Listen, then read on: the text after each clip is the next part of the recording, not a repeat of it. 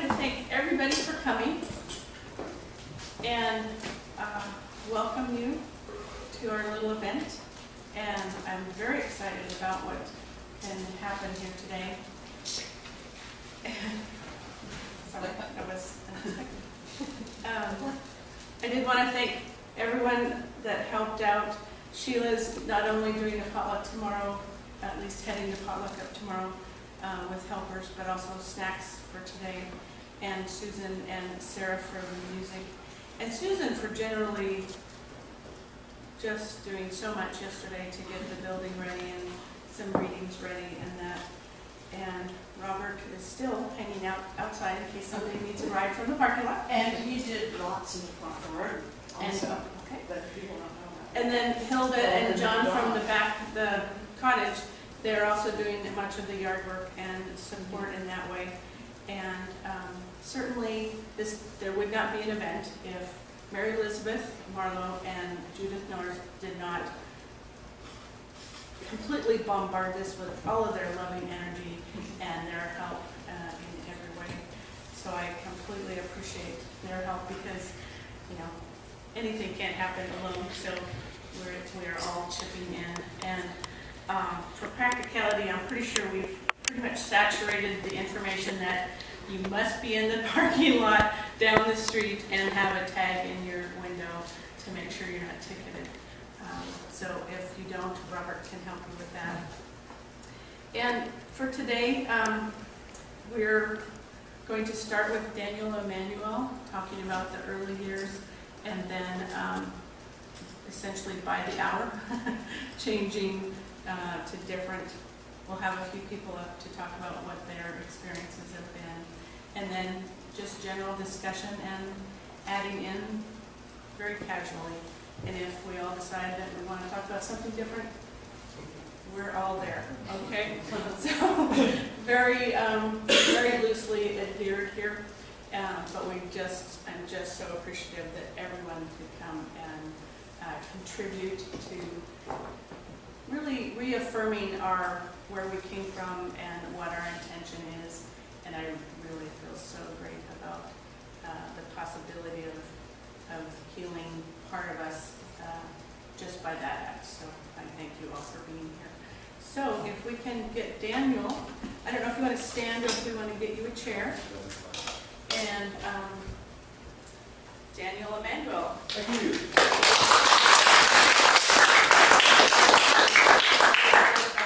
Who you are to all of us? They'll figure it out as we go. I promise you that. Okay, thanks. I would like to also thank Mary Elizabeth, Jill, and the Fellowship Board for helping me to get here. It's very special and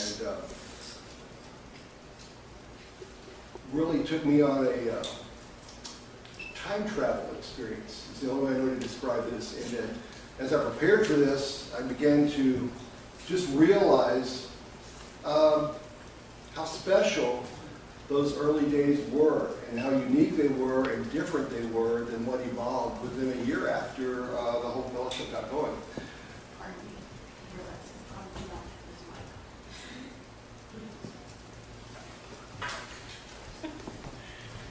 Let me back up a little to kind of give you an idea of how I met Paul. This is very important because as you think about this, whether you met Paul, came to the fellowship, you may have had a similar experience. In that, in December of 1971, I moved to Atlanta, Georgia, to run a thing called Houston Black Light and Poster. It was a head shop. That's the nature of what I was, what I did. Won't lie about that. And this was a very big company. The guy who organized it basically invented the black light poster business, Jerry Jones. So, when working with him that year, for whatever reason, I was asked if I enjoyed moving there, and sure. So, ended up in Atlanta. Kathy joined me a few months later, probably by, let's say, February. And what was interesting was, because of some things that had happened a few years in advance, I'd gotten interested in the idea of meditation, but never really found a way to meditate. One of my favorite things was a talk by a gentleman named Richard Alpert, who became Ram Dass. And I listened to this talk at a friend's house one day in an altered state, and forced altered state, I'll suggest. And through that, he talked about how, with his contemporaries, Timothy Leary, Aldous Huxley, who wrote Through the Doors of Perception, that they had started a journey to go beyond, at least he did, let me rephrase it, at least he did, to go beyond the limitations of the forced altered states, the psychedelics and stuff. And it kind of, I never forgot that talk, and this is like in October of 1970. And we bought the book Be Here Now, and it really, the Be Here Now part really kind of affected me greatly. The idea being that whatever happens now is it. Everything else is a memory, anything in the future is a fantasy, and how you handle now kind of sets the stage for me. It was kind of neat. But I didn't really pursue it and kind of let it go. So here we are in Atlanta and getting serious about the idea of meditation. So basically what happened was in March, Kathy and I discovered, I guess that's the best term, a little 14-year-old guru, perfect master dude that was in Atlanta promoting his stuff. And we went to learn about it and just opened into this whole beautiful channel of people. Not him, but the people. Yes. I guess. I can't remember now because I wasn't that... I was into that. Were you really? Thank you. Thank you very much. Who am I watching? Thank you. Okay, yes, thanks. Thank you for the help. And it was funny because through the folks, I learned about all kinds of stuff. I was already into UFOs and Space Brothers, and that expanded. Got into, learned about, that's where I learned about Edgar Cayce. And being someone who in the past had kind of knew about Atlantis, liked to learn about that kind of stuff, probably the first book I ever read was the Atlantis book. And I just got totally into this, and it just like touched a heartstring in me, and I just went, this is so incredible. Then the story of Jesus is probably my all-time favorite book that was ever published. And I'm sitting there, I remember in April or May, reading these books, going, man, I've got to meet this guy. Okay, the ARE, I've got to figure out a way to make a trip there. And then all of a sudden I started reading more, and we discovered he'd been dead for a long time. This ain't going to happen, and I got really sad. It kind of bummed me out. I'm like, I don't know what to do. And then I truly sat there, and in the only way I knew to meditate at that time, quiet myself, and asked for the opportunity, if this ever was going to happen again, could I please connect with someone like this? So we go through the summer, and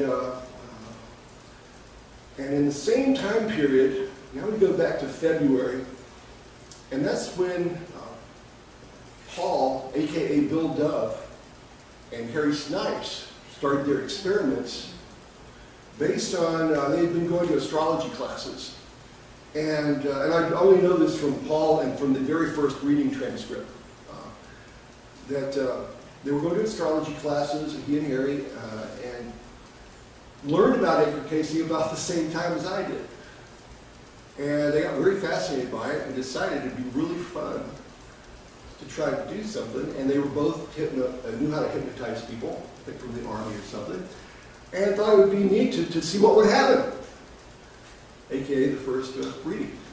Evolved out of all of that, and of course they weren't prepared for it, and as it states in the many documents, this booming voice came through, you do not know what you've gotten into. And so through that period of time, they trained Paul and Harry, and another gentleman named Tony joined them, and they trained them, and many of the readings they gave them were not recorded on purpose, for whatever reason. For instance, one of the things he went through was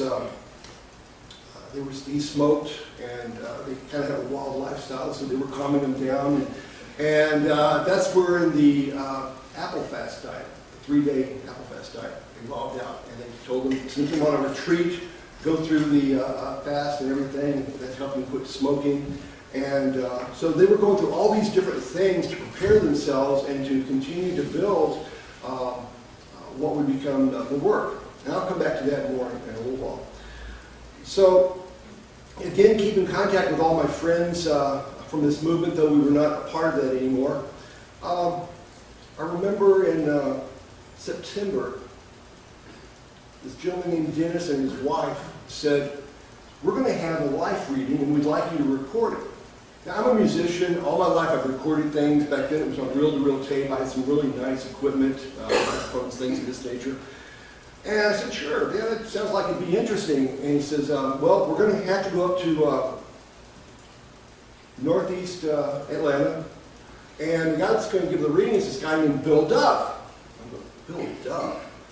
The life readings?" I thought, that sounds a little hokey to me, but okay. Somebody named Bill Duff, doing this kind of stuff. And so, about the same time, they took us to this meditation class in the first week of October. And it was run, or I don't know if run is the right word, it was held at this person's house, and this man and woman named Cynthia and Dustin Young. Cynthia was a very talented mandala esoteric painter. Her aunt, and it's knocking me out, I cannot remember the name of her aunt, was actually well known here and East Coast for her work. So anyway, we go to the house and Dustin's not there. Cynthia is leading the meditation group because he's at this other group that's having their first meeting. Turned out to be Bill Duff's group. And it was the first meeting of the fellowship. It was an evening meeting. And so we went there that time and did that. And then the next week, I went to record the reading. Now, this is very neat. It's so emotional for me as I got back into this and was getting into the memories and the visualization of it. We go there and we drive up, and this house sits up on a hill on Shalford Road. A little funky house. I mean, literally a 4-room house. Kitchen, living room, 2 bedrooms, bathroom. That's it. The whole house was probably about as big as the whole part of the sanctuary. Right? It was just amazing. And so we drive up, park, and we go in and we're met by a gentleman named Mike, who was Paul's conductor at that time.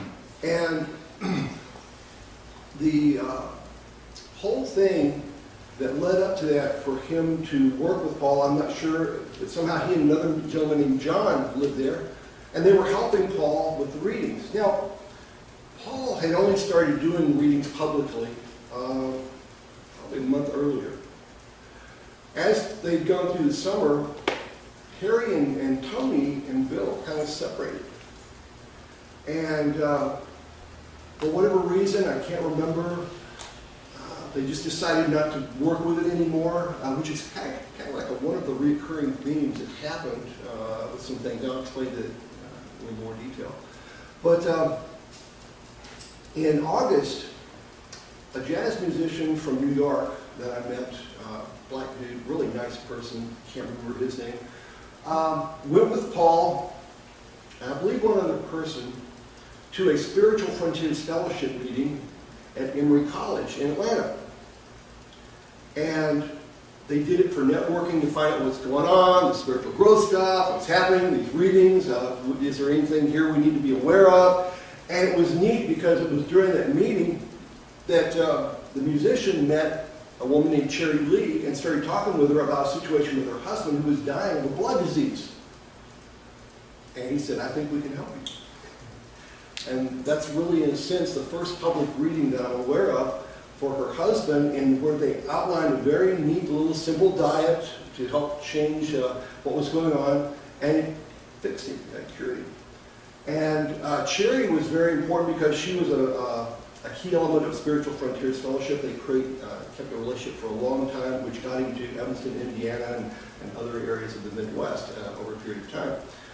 So this began his reading. So here we show up at the house for our reading, and I meet Mike, and we meet Bill, and we go into the room that they're going to do the reading, and all it is a mattress on the floor, a single bed mattress on the floor. That's it, nothing under it. Boom, right there on the floor with a pillow. It's got a nice covering over it.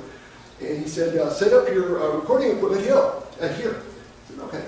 So I'm setting this all up, and they're looking at big, I mean, their eyes are big. They've never had anybody bring, you know, a tape recorder, a really nice deck in there with a nice microphone with stand and getting all set up and going. And they're kind of fascinated by what we're doing here. So Mike and Bill sit with Dennis and organize the questions, get everything set up. So they pull us into the room, and those of you that have experienced a reading, we got quiet just for a moment, and then Bill started his prayer, which he always did before reading, a personal prayer for his attunement, and then he would lay down, and then he'd do his customary putting the hands together and over his part of his head, close his eyes. And then the conductors started another prayer that led to the Lord's Prayer, that we would say together and then become very quiet and we'd wait. And I'm sitting there watching this. Wow.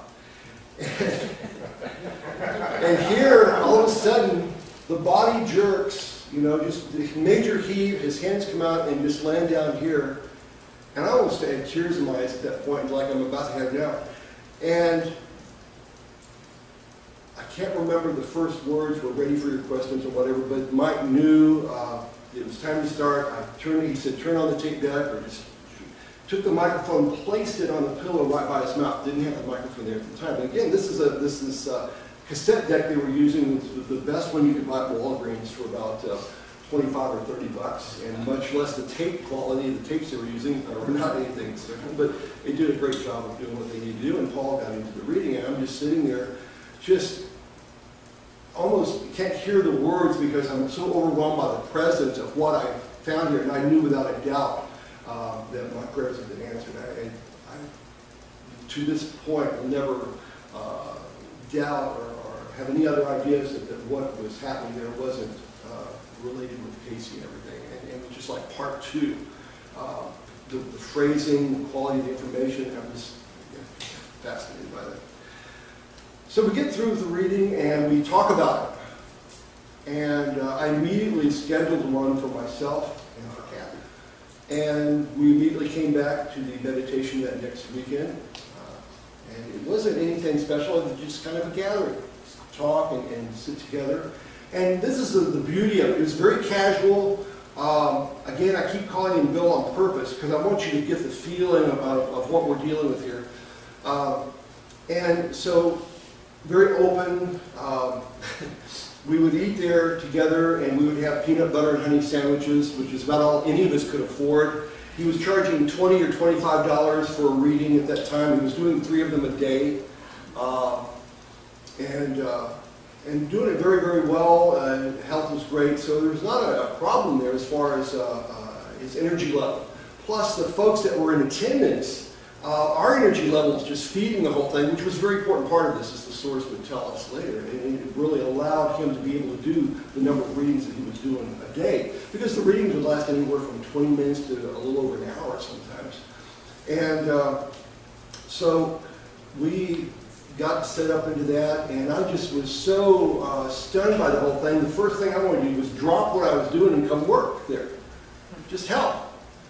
And the beauty of this was, as we would come back, somehow Paul and I, Bill and I connected. I mean, it's just like 2 old buddies that hadn't seen each other centuries, eons, I don't know. And somehow we would start talking. We'd talk, take long walks, things of this nature in the evenings. And one of the things I talked to him about was, I'm just so astounded by what you do and everything. Would it be okay if I archived your work? And at the same time, not only archive it, but I don't know what will happen. I don't know what we can do, but we got to figure out a way to share this with the world. I mean, this was, from the very early days, that was my mission or goal or attitude or feelings. I mean, I just couldn't think of anything else that I wanted to do with it. He said, okay, that sounds great to me, and he basically turned the readings over for me and started with the very first tape. And I understand on the very first tape, Harry Snipes is talking in the recorder because they weren't able to record the first one. He's describing what had happened. And it was very kind of cute. He says, in a sense, and I have the transcript of it here, but he's talking about how This was not anything of the devil or Satan or something of this nature. We just did a sincere little experiment to see if we could contact similar entities or beings as with Edgar Casey, and then he describes that, and then he goes into, and then they do the second reading that was ever done. And as I'm going through all these readings, now this is fascinating because I'm getting information about astrology, which was one of the third or fourth readings that was done, of the lady Sylvia Carroll, that was the astrologer that actually helped encourage all this. We did some early readings for her. And reading number 13, I remember this specifically, they tell him to change. Tell him to change his name. This is very neat. And they said, we want you to use a combination of names that allows you to be universal. Solomon being the Old Testament, the wisdom, the person of that, and Paul being the New Testament. Now, one of the reasons that Paul has actually turned out to be multifaceted, the more I learned and the more we worked with the source, and that apparently he was an incarnation of Paul the Apostle. Okay? And at the same time, because of the change he made from in his life, similar to the change Paul the Apostle made, totally turn around, as well as the dissemination of information that he did through the Acts of the Apostles and the letters, they said, we want you to use Paul ben Solomon as your name. So I want to hear this reading. And by the way, one of the things I have to encourage, and maybe there's a way I can help with this, is taking the text of the readings and reading them versus listening to them is profound.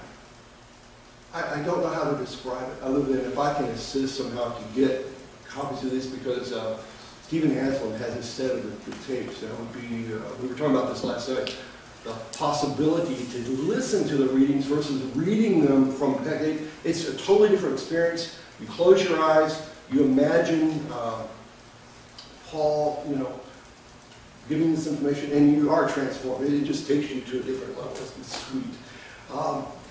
So anyway, I'm asking him about the name thing. I go, why didn't you change your name? He says, are you kidding? Paul Solomon?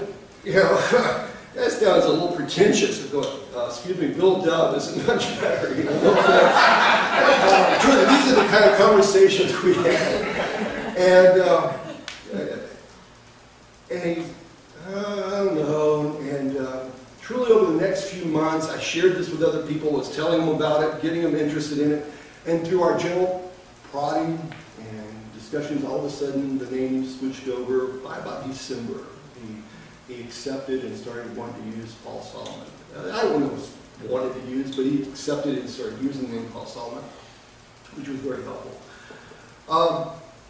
Now, in this period of time also, I got my reading, and it was, again, just profound experience, and covered a lot of issues. Most people at that time were asking about things for spiritual growth. What are my stones? What's my life seal? Things of this nature.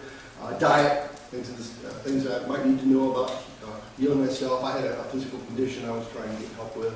I asked about space brothers and UFOs, things of that nature, because that was a major interest to me. And one of the issues that I had to deal with was also what the source described as a morbid self-analysis, which I have always been very negative about myself at that time. And that was very helpful to hear that and learn more about the nature of meditation and the opportunities and things there. So that was a dynamite reading. So then about 8 or 10 days later, we come back, and again, we're coming in and out there in meeting with the groups, because now people are starting to stay around after readings and coming back to hear readings and be a part of readings and stuff. So Kathy had a reading, and this was probably, other than where Jesus spoke to Paul, Tony, and Harry in an early reading, this was probably the second most profound reading that had come through, where the source immediately just says, we send you greetings in his name, Kathy, as you were the teacher of Jesus, Esteban. Whoa.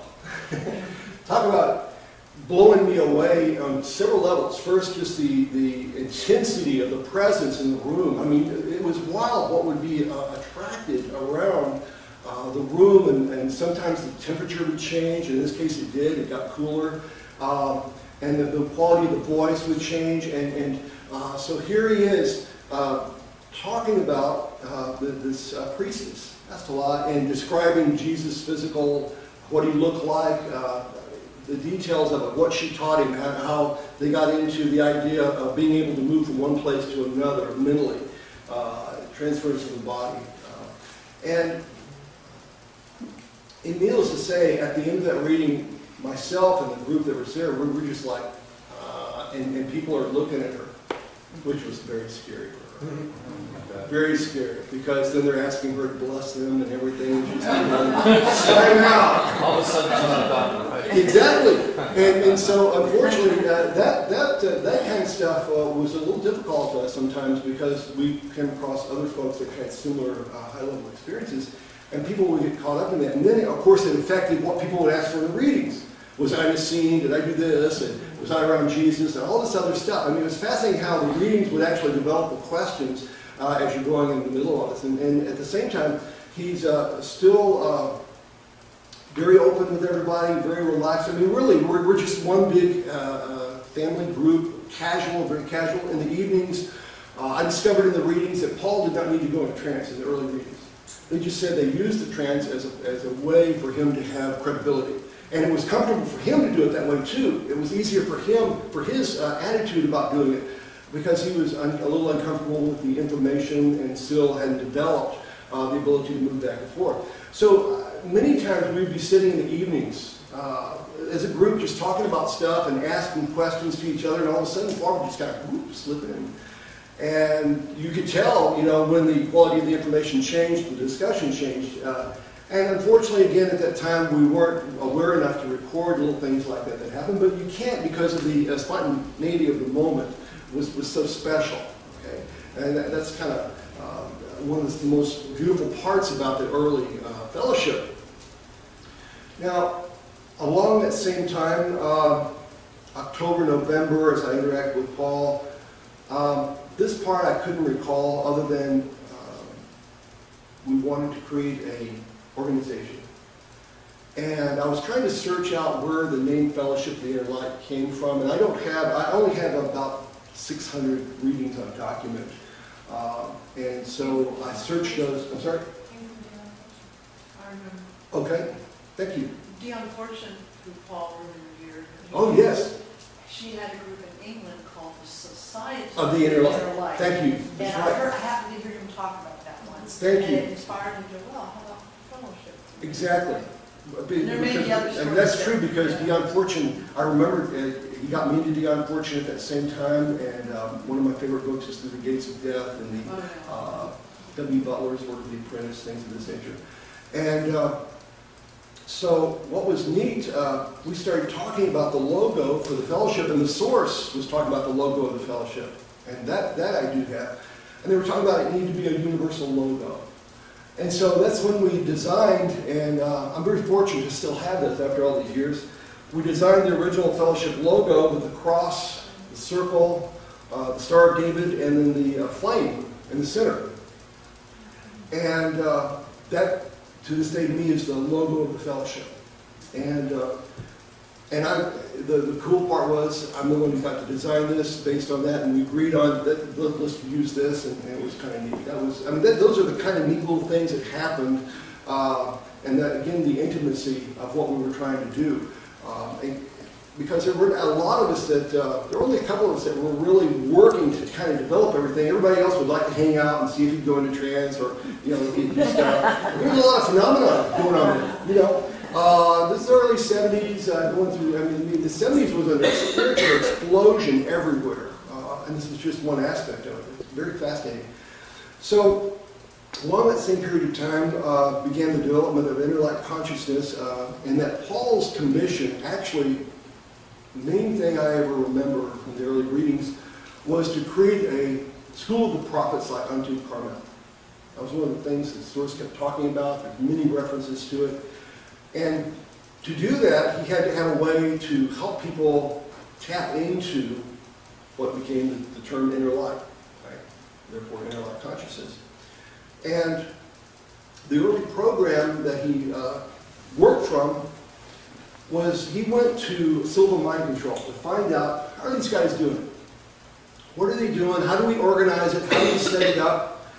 And it was kind of neat because Silva Mind Control did not want to have anything to do with spiritual growth or things like that. He wanted to have to do with mind control, you know.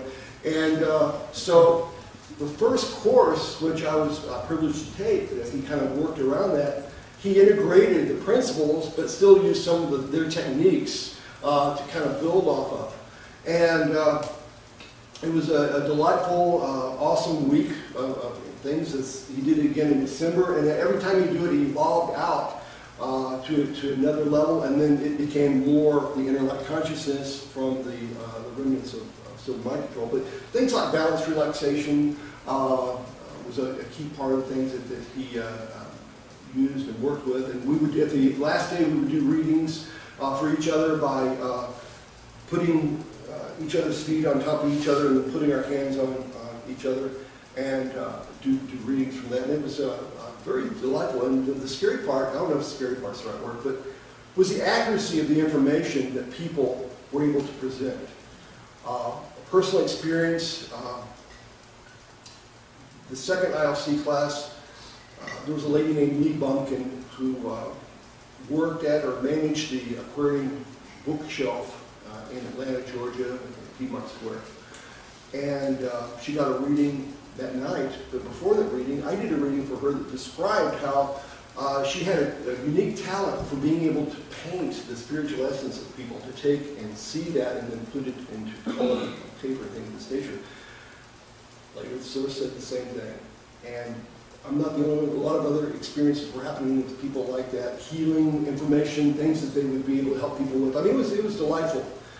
So all of this was continuing, and this is again just the first few months, okay, of this whole experience, and just how again relaxed and everything was. And the first wedding that ever happened was Kathy and I.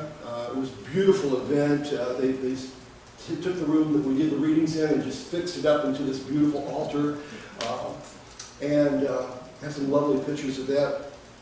But so it was beginning to form the Fellowship the Inner Light group, and what we would try to accomplish as a fellowship. I love the term fellowship. That to me defines what's happening here. So as we went through that period of time, some of the readings were kind of fascinating in that I'll never forget this one lady, particularly who was really affected by Kathy's reading about Esselai, Jesus. She had a reading, she had a problem, she had taken LSD and it had affected her. She still felt that she was being affected by it. And the source, this is kind of interesting because it leads into the Seven Terraces meditation on a level. They were talking about how when you take and force your body to do something it doesn't want to do, like with LSD, the drug would open, it was opening the chakras. And unfortunately, she didn't have a way to close it back down. Because when you open something, you need to close it back down because you're on the physical plane. And that was a very interesting reading to me. And I really liked how it was describing the opening of the chakras, and which affected us doing, again, more experiments. One was Paul laid down with a group of us around him, and we decided to find out if we could document what it's like to open the chakras. And he was going to do it kind of in and out of trance type.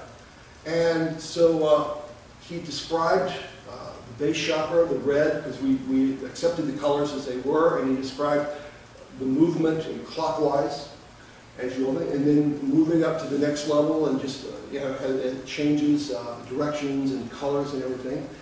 And began to realize that there were a lot of people really interested in that, and that was a lot of the reason they got into spiritual growth, was to try to figure out how do I become enlightened, reach the top chakra, the whole 10 yards. And that kind of led to the foundation for the Seven Terraces meditation. Now, it didn't start out as visual as that, and we didn't until probably that next summer really start to have it and the way to integrate it into inner light consciousness. But it was very, very neat because one of the key points, and even Casey was talking about how mind is the builder, and so the visualization aspect of it was very important. So we would take and start to deal with the idea of entering the meta to set the foundation, and then have you create, for me it was a pyramid temple that I would enter into to start the movement through the colors. He actually, in the early days, we actually allowed people to create their own kind of experience without terraces, you might say, different gardens. And then it evolved to the gardens, because the gardens was just a beautiful analogy for what you're trying to accomplish, easy to visualize the colors, the whole thing.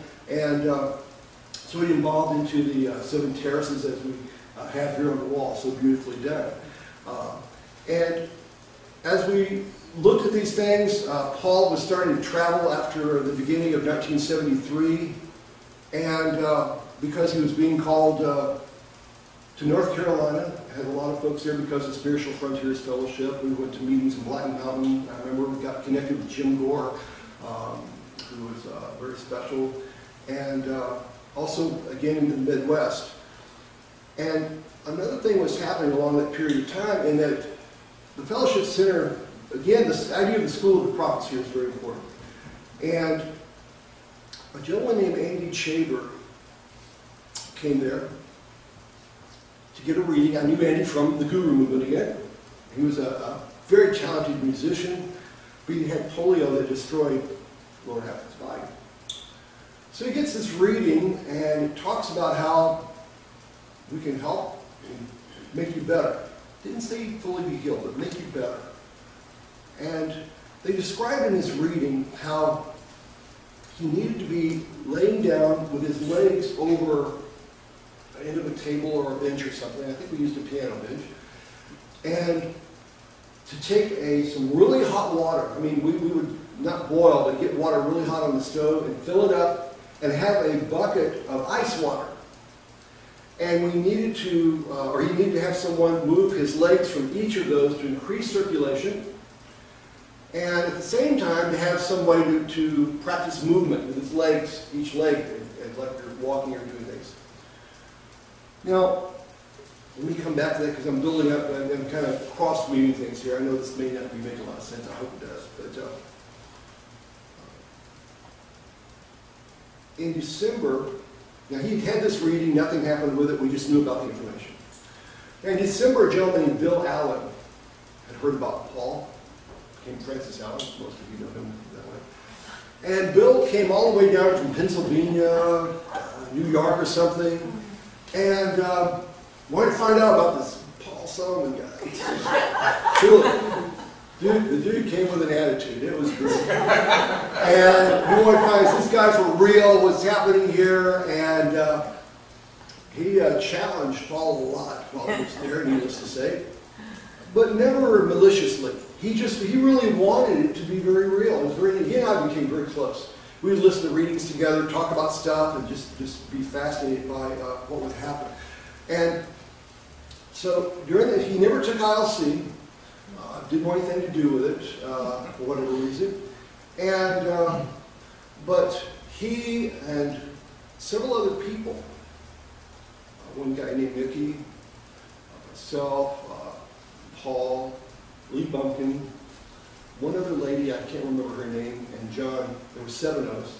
Somehow we were together, other than the lady, I can't remember, and having a reading for, I mean, Paul did a lot of group readings in that period. I mean, people would come each with a question. I mean, did a ton of group readings, which I'll come back to the most famous reading of all, probably, where Haliliel got kind of grumpy with us. But, oh man. But in this reading, this was right before the first of the year. It was after Christmas, a couple of days before January 1st, and the source says, we've gathered the group of you here together. Whoa. So we came together, whatever reason, because we want to have you be a part of the first school of the prophets, the first formal school of the prophets. Wow. They said, we want you to start on January 1st. The conditions are every morning, starting on January 1st, we want you to get up around 4 to 5 a.m. at dawn, and we want you to face east, either laying down with your head facing east or facing east meditation, and we will start working with you. We also want you to meet every day. Agree on a time for about an hour in your group. So we agreed around 4 or 5 o'clock in the afternoon because of Lee's job, and I think other folks had jobs. And some days you will work with Paul through us, and some days we will just take the things that we present you and be practicing or working with us. We were not allowed to take these sessions. Fascinating, but we were not allowed to take them. I'm not clear about that, and if I tried to sneak in my tape deck, I have this beautiful little Sony tape deck. I wanted to sneak in. They would have busted me. It would, I just wasn't even going to go there. I knew better. So we went through and did these different exercises, and this was so neat. We learned how to communicate with our eyes and hearts to each other, and we would practice sitting, just looking at each other, transferring energy, things of this nature. We learned about psychometry and how to get feelings from objects and things that people have owned or held. And for whatever reason, after about a month, and again, I'm not blaming him, but for whatever reason, Bill got a little antsy about it, doesn't feel like things were going the way they should. A couple of people agreed with him, and the source said this is an all or nothing. Either you do it or you don't. And so they decided to stop doing it. I regret to this day that I had not been more focused or stronger, or so we can't let go. Don't worry about it. Let's just see where this keeps going. Because it was profound, because truly things were happening to each of us. I was able to change my ability to, remember a few months later, I woke up one morning, I had a bass guitar at a music store for sale. I woke up with a picture of this music store front window broken. And I go down there and it was broken, and my guitar had been in there and it had been taken from it. I mean, that's just a mundane example. A lot of different things like that we started getting connected to and being able to see and experience. And being that I was just more open to all this stuff, I think it was easier for me to not believe it, because it's a knowing, that it was happening. So that was our first experience. Now the second experience with this, let me go back to Andy Chamber, and his reading about being able to be healed. So the next thing Bill, Mickey, and I did was decided we wanted to try to work with Andy if he wanted to. He said, okay. So we asked the source about it, and the source said one of the things that you want to use, and I don't remember the exact details of it, was a special prayer of healing. And this is the most awesome prayer I've ever heard, focusing on healing. And the idea of it is we would be around Andy, we would be chanting, we would be moving his legs from ice to hot water and back. We'd be doing the movements. And while we're doing this, we'd also use this prayer: as I have health, so I give unto thee. May I have no more health. Let's see. As I have health, so I give it to thee. May God bring health into my body and share it with thee. May I have no more health, no more of God that would manifest in you. Until you are well, I am well. Say again. Okay. Here, let me. I actually wrote some notes here. Let me do this, and it's in the readings, and I actually have it up on the website. As I have health, so I give unto thee. May God bring health into my body and share it with thee. May I have no more of health, no more of God than would manifest in you. That is, you and I are one. Until you are well, I am ill. And we would use that, and that's been the key thing I've ever done, and if I've ever been in a situation with that, and it was very helpful again later. So after about a month, Andy lost his faith in what was happening, though he did change. His attitudes and things changed, and one of the things that the source talked about, the increasing the circulation, that happened. You could feel a difference in his legs. I mean, things were happening that were very fascinating as far as how that evolved out. But again, after about a month, and again, this was mostly Andy expecting different things to happen faster, which was a very important lesson again. You know, you cannot decide or determine the rate of what things are going to happen or when they're supposed to happen. You just put your heart into it, your soul into it, focus on it, and do the hard work, and something will evolve out. Well, for us, it really did change us, the group of us that were working with this. Now, around that same time again, we wanted to move from Shalford Road, the box, as we started calling it. And that evolved us into finding some property on Peachtree across from the major mall there. Beautiful two-story house. I just can't describe just how special this place was. It was kind of messed up. Bill and I actually did most of the work to put it back together, other than things like the carpet or any major carpentry work. But we had a bunch of carpenters and some good people that would help with that. And through the assistance of a man named David Haversham that Paul had met in Chicago or Evanston, Indiana, and given him a reading, he decided that he would support what we did. And he had, I believe, family money or something. And so he helped build the center in a sense, had an office there, things of this nature. And it was beautiful because you walked in the front door and here was this huge sanctuary, about the size of this. To the right, to the left were some, the reception area, the library, Paul's office was in the back, there was a kitchen, 2 rooms upstairs, and then downstairs was a really neat cellar. And a gentleman named Charles Johnson, some of you may remember. Yeah, he'd not been involved with us at all, but he worked with Lee Bumpkin at the Aquarium bookstore. He wanted to open a bookstore. So we converted the cellar into this bookstore that he financed, set up, and opened up, and that was when Charles first got involved. But again, all he did was kind of run a bookstore. He did not get intimately involved with the fellowship and things. That came a little later, particularly after we moved to Virginia Beach. I'm not sure what the difference was. And one of the neat things about the property was in the back was this beautiful woods that ran about 100 yards back that people could walk into, meditate, be quiet in. I mean, it was a magical little place. It's kind of like it had a little dome over it, and a beautiful sign out front that we set up for it, and that was very neat, and it was very successful. Again, Paul is doing a lot of traveling at this time. That's when I started doing the ILC classes, and I did the first one there in probably June of '73. Now, around that same time, Bill and Paul had really evolved a great relationship. It was funny because the source during a reading called Bill a thorn in Paul's side, similar to the thorn that Paul had also had.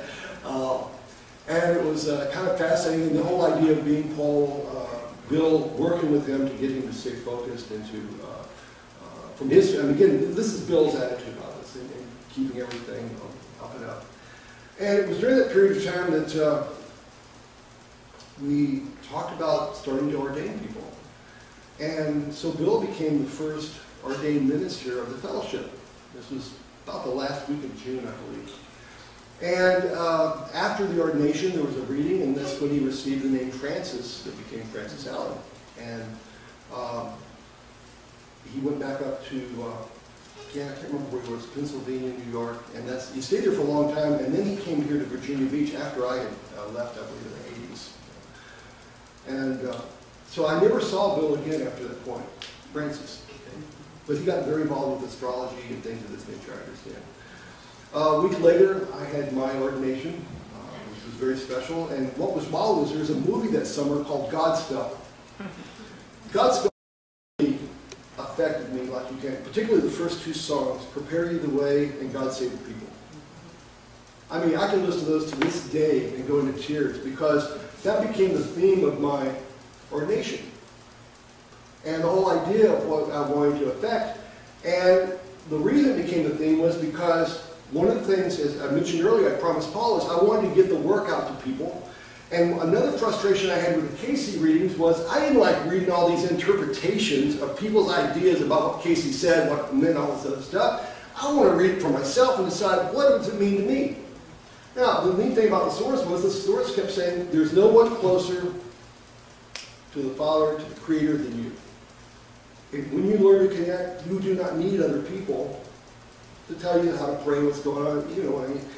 And I, being naive and stuff, I said, okay, you got it. That's it. Now, how do I do this? And so that's why I got into the idea of, with Paul, I have a chance here to take these really special readings and to put them in a format where people can read them on their own and decide, what does it mean to you personally? So as a part of what became my ministry that summer, I started organizing all these readings and getting them together. And after I had probably about half the book done, I showed it to Paul. I said, this is really neat. And he saw the different readings I'd chosen. These were early readings. These were just the readings I picked up stuff from. And I was literally typing them up myself, getting them organized and set up. And somewhere in that period of time, he was starting to go to Virginia Beach and he met Tom Johnson. And he showed Tom the work. And Tom got very interested in it. Apparently, he thought it was a great idea, it needed to be done, and agreed to publish the Paul Solomon Tapes book. Now, I brought my very, very old copy. I don't have the original one I got the first book that we ever got. Paul signed it for me. I do not know. Someone decided that they needed it more than I did, so I hope it's in a safe space with Paul's signature and information. But we did a reading on the book, and they named it the Paul Solomon Tapes. And A Sleeping Man speaks on, and then they suggested some of the things that should be here. They described how to do the photography for it, having Paul on the couch and then this faint image of Paul above it, and the colors and everything. I mean, it's a neat reading. And all of that just kind of came together, and within it was so fast. Within, I believe by November we had the first copies of the book, December, something like that. I mean, it was fast. Tom just didn't mess around. This was the first published information on Paul and his work. But again, it had allowed me to do one of the things that was very important to me, and that is share the information as pure as possible. Let's see here. Now, it was along that same period of time, we were getting some very controversial readings. One of them is in the book. And one of the ones that just floored me was one on abortion. For whatever reason, I had never thought it was something bad. I've never considered it as something that was evil or killing babies and stuff like that. Well, Dennis, again, the person that first got me into this whole mess, and his wife, she got pregnant. And they did not plan it, and they were not sure what they wanted to do. And so they came to the source and asked him what it was. And it was just the most beautiful description of how the body forming in the mother's womb is literally just that. That's all it is. It's a vehicle. It's like kind of making a car, as rude as this may sound. And how there are presences that will hover around the mother, different presences. There's not a final presence till right there at the moment of birth, or the few days before the actual birth. And how that basically, all it is an opportunity for someone to come into the earth plane, and that it's okay if you don't want to provide that opportunity. Don't judge yourself over that. And that was very neat, because it really opened up with me the idea, and a lot of folks, that basically your relationship with the Creator is your relationship with the Creator, and what you need to do and what you feel like you need to do, do it. It's okay. And if there's something you need to learn from it, so be it. You will. And just a lot of nice things there. And I loved how the source kept everything wide open. And again, back to the point, there's no one closer to the source than you are, the Creator than you are. And that was so special, and it just kept coming up over and over again. Now, go back into this. In the fall, because of the interest for Paul in Virginia Beach, Paul wanted to open another center here. But there was some conflict about that with David Haversham and a few other people. What will happen to us here? And it's not like it's a both and, not an either or. We're not trying to take and get out of here. We're trying to create a network of fellowship centers. Really neat. But it became a very difficult situation, and over a period of time, we decided to move the fellowship here. Again, not moving the fellowship, we established a board, a pastor, the whole 10 yards. I mean, everything was set to create continuity. And yet there were factors there that were very uncomfortable with that, or untrusting, however you might want to phrase that. But regardless, in like February of 1974, I remember a snowy weekend here. Oh my Lord. We took the things that were Paul's personal office, things of this nature, my office, and we brought them here to Virginia Beach, and we had this big U-Haul truck, and we were all in this one little apartment somewhere out on the end of the island. That's all I can remember, other than that, the snow and things, and how intense all that was. And that became our move here in a sense. And again, there were a lot of people already around Paul at that time. They may have included some of you. And I remember we were trying to find a place to organize and set up, and somehow this realtor, I can't remember her name either, suggested this old motel out on the beach. What street was that? 78th Street. Thank you. Yes. Seahorse Inn. Seahorse Inn. Yes, and that part I remember. The Seahorse, the famous Seahorse. And it was at the Seahorse. It was kind of neat because it had a big meeting area we could use that was screened in. It could be closed down when it got cold. And here's the weird part. They suggested, why don't you fix it up and rent it out to help get extra money? Wrong. We tried to fix it up. It was a money pit.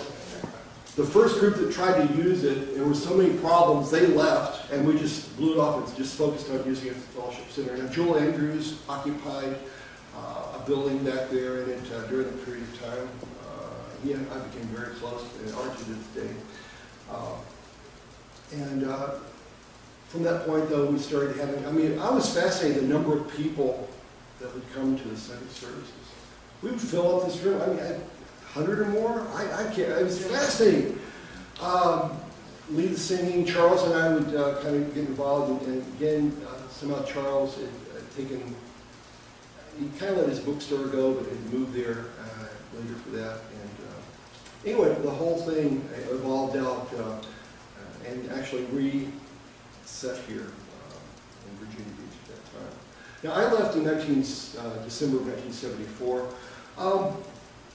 partly because I just wanted to get out on my own. And one other little issue here, and then I'll kind of wrap this up. We all have been very patient. When I first met Paul, I told you I wanted to stop everything I was doing and go work with him. The source said in my reading, what you should do is, we were down on Peachtree Street and 11th. And really, the area I was in was all hippies. We were all kindred spirits. I mean, it was a community. We had stores. I mean, the whole thing was run and operated by, I mean, it was very neat. People would come visit and do the stores. They said, why don't you use that, the front part where the glass was and everything, for a gathering in the evenings after you close, and to start sharing this stuff with folks. Oh, thanks, great idea, but nah, I'd rather come here. And for whatever reason, the store got audited because the owner was he was paranoid, and thought I was taking money from them. Everything was clean as a whistle, but it made me angry, and I just said, okay, I'm done with you, I don't want to interact with you anymore. And literally got involved, kind of dropped everything, got involved with Paul, which led to some unusual reading. Some of you have heard the reading about the truck noise, and where we actually asked the source, what are we going to do here? And it was a beautiful reading about how to, that it's not an accident that you don't have money. You've got to learn certain aspects and disciplines to be able to do this. But regardless, by that time, I decided, Kathy and I decided that we wanted to move back to Houston and see if we could establish a center there. It was kind of successful, it kind of wasn't. And we returned for the 40-day experience, which I think is another thing we'll get into later, so I can add more about that. But that's kind of a general overview of early days and how precious they were, particularly that 1972 when Paul started getting out and really, his presence changed, nothing negative. I mean, it just, once he took the name Paul Solomon, wow, I mean, just the whole thing. And then one other aspect here, I remember in one of the readings they were talking about how, as I said, we do group readings and we get to ask individual questions, and one of the ones was talking about my work with music and how, as in a scene, and I was there with the group, I knew Esther, Kathy at that time, and the whole thing. But one of the things I would do is I would play music during ceremonies. And one of the ceremonies I was playing music for was when they chose Mary. And they gave a beautiful description of that, the whole event. And so one of the things Paul and I started doing is I would play music in the background, and he would just kind of slip into his altered state and do sermons from that state. And that was, again, another neat little thing that we would experiment with and try and it would work and just learn about as he was developing it. We were doing the thing. So, unless anyone has a question, I will go to the next part of the program, whatever you might need to do. I wanted to know if people wanted to